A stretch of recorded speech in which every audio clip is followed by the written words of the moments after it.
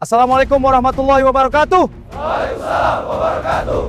Sejak dulu, sejak zaman para imam besar, sejarah sudah mengajarkan satu pelajaran penting. Kalau ulama benar-benar lurus, kalau ulama benar-benar bicara keadilan, maka ia akan berhadapan dengan kekuasaan. Lihat Imam Ahmad bin Hanbal, beliau dipenjara, disiksa karena membatalkan akidah. Lihat Imam Abu Hanifah, beliau menolak jabatan, beliau tidak mau jadi stempel kekuasaan. Mereka bisa saja aman, tinggal diam, tinggal ikut arus. Tapi mereka memilih berdiri, karena ulama bukan penjaga kursi, ulama adalah penjaga kebenaran. Di negeri ini pola itu terulang, nama seperti Habib Risyad menjadi simbol bagi sebagian umat tentang keberanian. Yaitu keberanian tentang bersuara menentang kebijakan yang tidak berpihak kepada rakyat. Beliau menghadapi tekanan, beliau menghadapi proses hukum, dan di tengah dinamika itu terjadi peristiwa tragis yang merenggut nyawa para pengawalnya.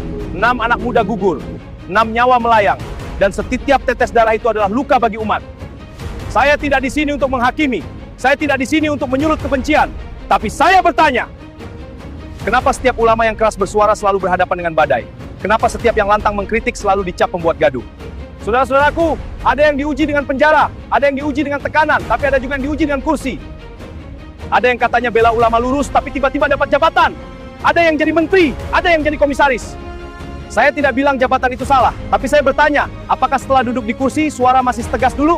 Ataukah jadi lembut selembut bantal empuk kekuasaan? Hari ini kita diuji, apakah kita hanya berani memuji ulama masa lalu, tapi mencaci ulama yang hidup hari ini? Apakah kita hanya kagum pada sejarah, tapi takut pada kenyataan? Kalau dulu kita bilang, Masya Allah Imam Ahmad hebat, maka hari ini kita harus berani berkata, siapapun yang berdiri di atas kebenaran, kami hormati. Bukan karena dia tokoh, bukan karena dia populer, tapi karena dia berani menyampaikan amar ma'ruf nahi mungkar.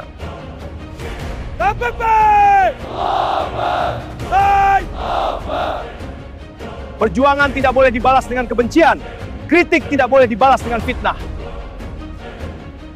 dan perbedaan tidak boleh dibalas dengan permusuhan. Kita tegas tapi beradab, kita keras tapi tidak zalim, kita berani tapi tetap dalam hukum dan keadilan.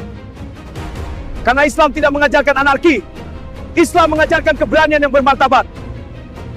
Saudaraku, ulama akan terus diuji, kekuasaan akan terus berubah. Tapi ingatlah, kebenaran tidak pernah mati. Yang dipenjara bisa bebas, yang diberi kursi bisa turun, yang dihina hari ini bisa dimuliakan esok hari. Jangan jual prinsip, jangan gadaikan nurani, dan jangan pernah takut mengatakan yang hak.